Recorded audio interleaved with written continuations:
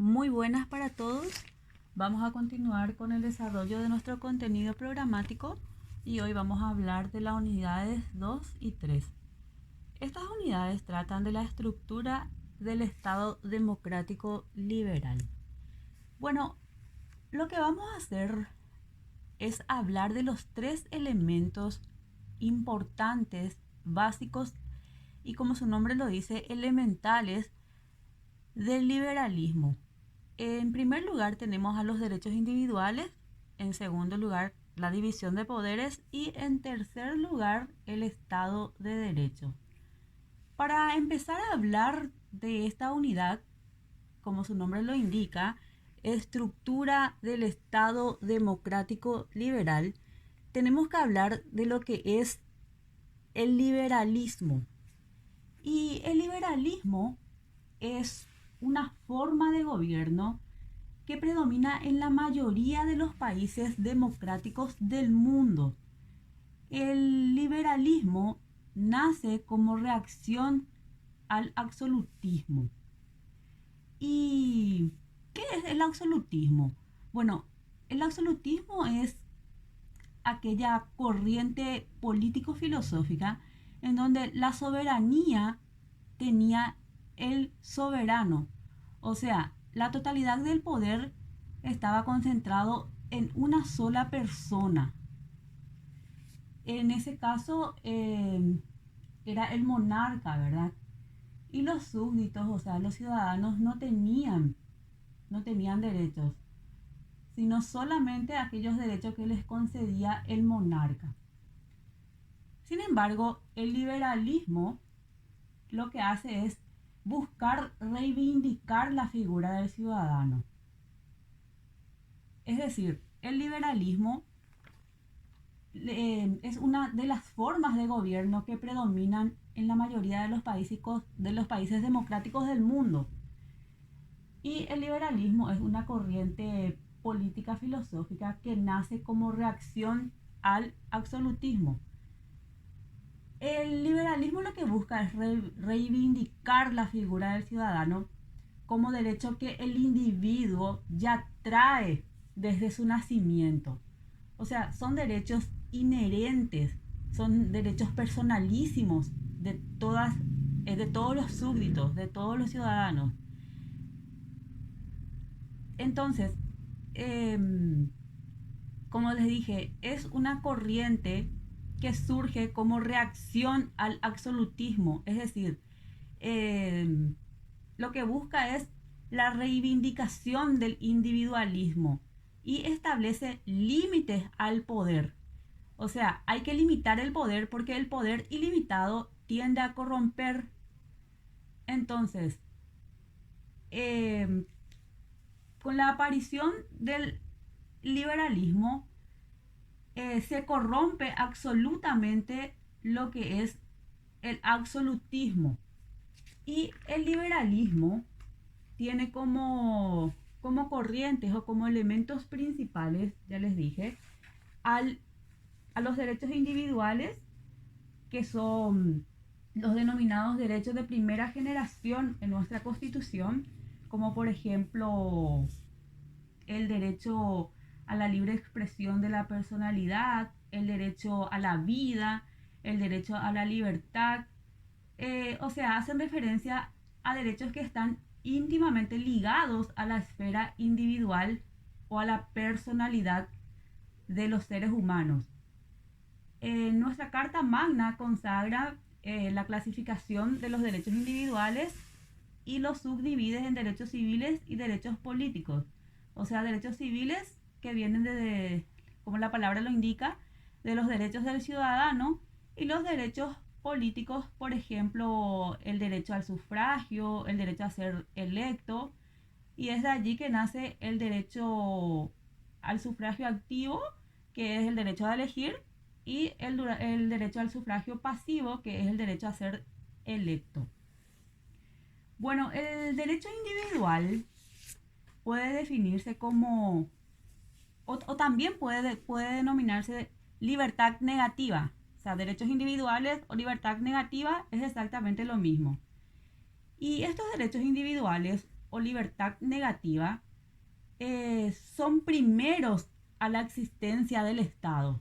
O sea, el Estado reconoce esos derechos preexistentes. ¿Por qué? Porque estos son derechos ius naturales, o sea, son el derecho que cada persona tiene por el simple hecho de existir, como el derecho a la vida, ya les dije, ¿verdad? Que es un derecho personalísimo, es un derecho netamente individual.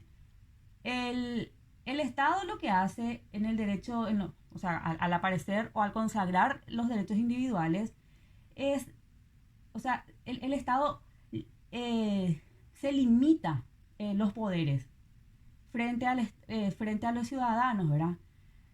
Por ejemplo, el Estado ya no puede arrestarme sin una orden emanada de una autoridad competente, como hacían antes, ¿verdad? Lo que el súbdito decía, o en épocas de la dictadura, ¿verdad?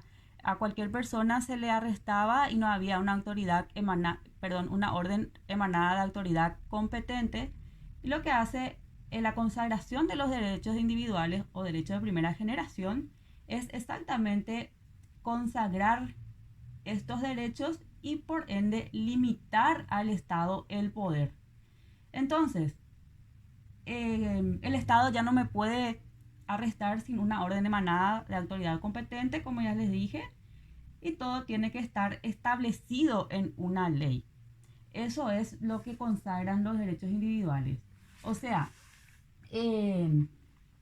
derechos individuales no significa únicamente el deber a cargo, o sea, ya no significa solamente el deber a cargo del Estado de no violarme un derecho, sino muchas veces también la obligación de proveer al goce y al ejercicio de esos derechos.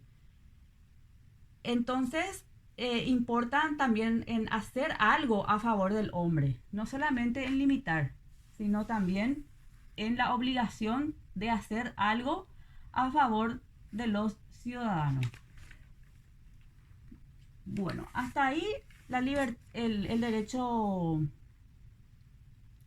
individual o derechos individuales, también llamado libertad negativa, y que se clasifican en derechos de primera generación.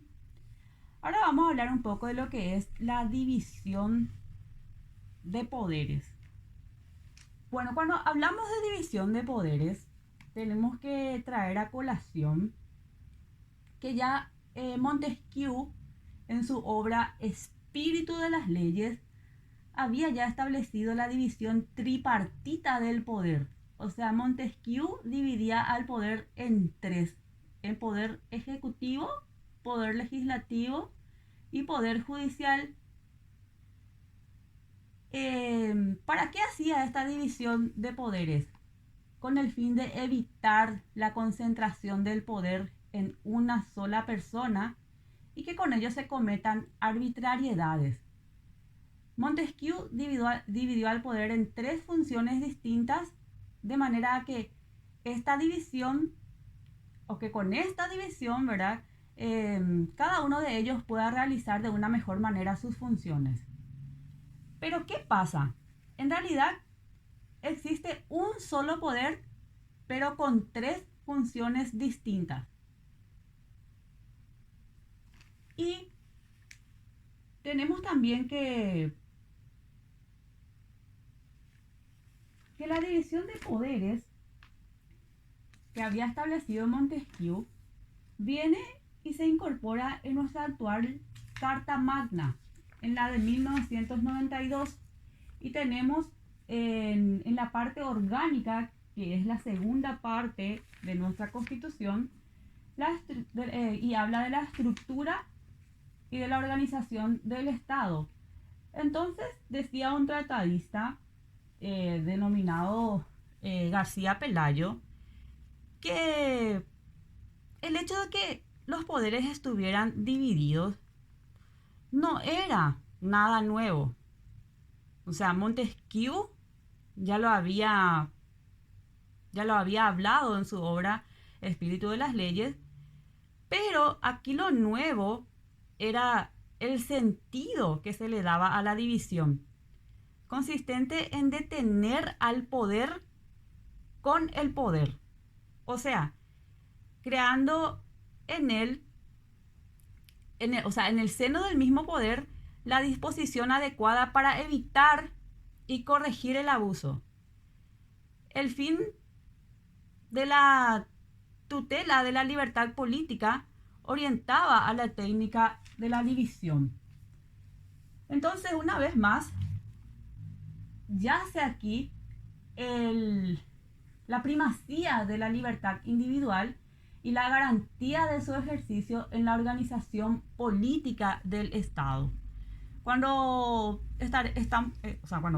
vayamos avanzando en el desarrollo de nuestro contenido programático, vamos a hablar de la estructura de los poderes y también de cada artículo que habla del poder ejecutivo, del poder legislativo y del poder judicial. Por último, tenemos también el Estado de Derecho. Y miren que el Estado de Derecho es aquel Estado en el cual tanto gobernantes como gobernados se someten al imperio de la ley. Y el Estado de Derecho se opone al Estado arbitrario. O sea, se opone a aquel Estado en el cual el rey hace y deshace lo que quiere. El Estado de Derecho significa que nadie está por encima ni por debajo de la ley, sino que todos somos iguales ante la ley. Bueno, hablar de Estado de Derecho es también bastante importante porque es la forma de Estado que tiene nuestra Constitución Nacional. En el preámbulo ya habla que el Estado, que el Paraguay adopta para su gobierno la República representativa, participativa y pluralista, fundado en el reconocimiento de la dignidad humana, y también habla del derecho, del Estado social de derecho. Entonces también, conforme vayamos avanzando en las siguientes unidades, vamos a estar profundizando estos temas.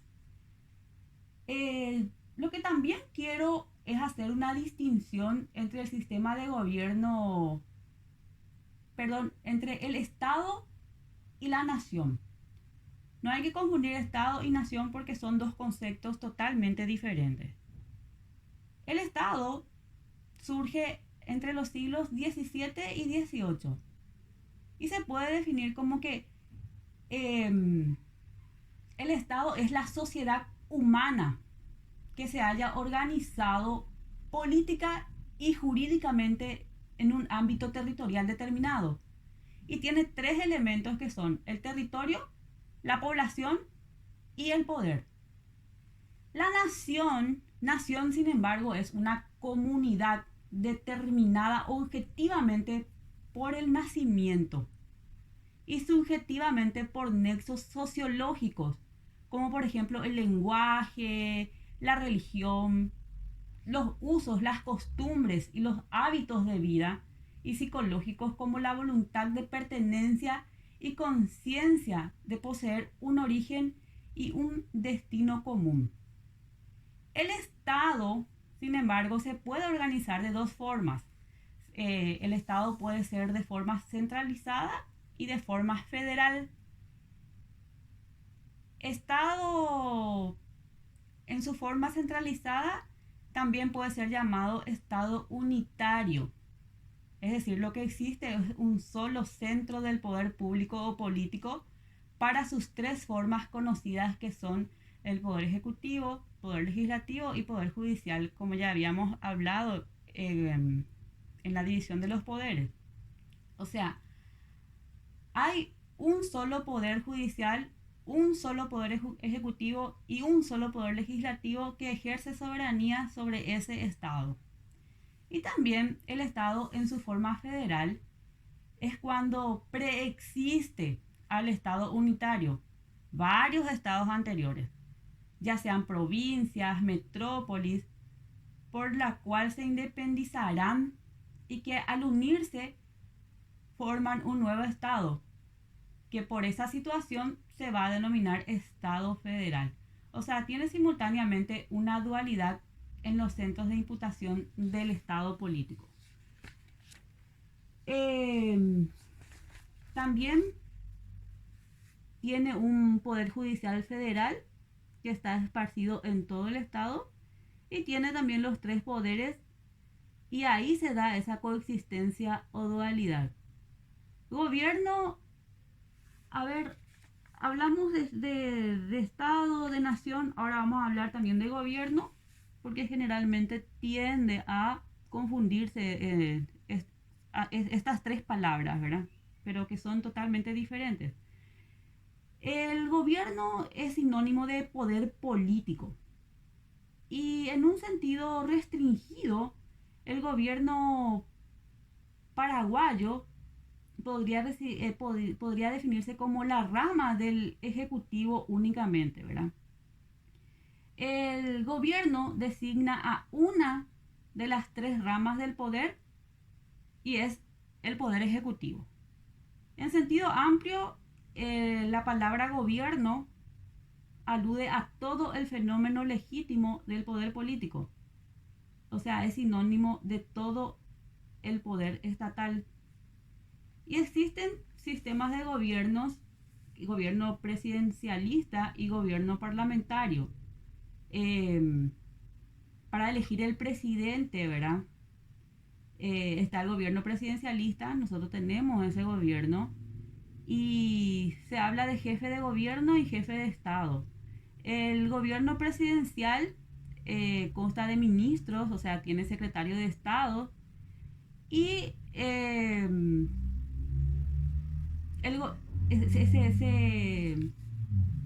¿cómo le dirías? Se distingue por su rigidez en cuanto a los plazos, ¿verdad? El pueblo es el que elige al presidente a través del sufragio, y también existe una dualidad entre, entre el sistema o sea, entre el poder legislativo, porque el pueblo también elige a los miembros del Congreso, que son Cámara de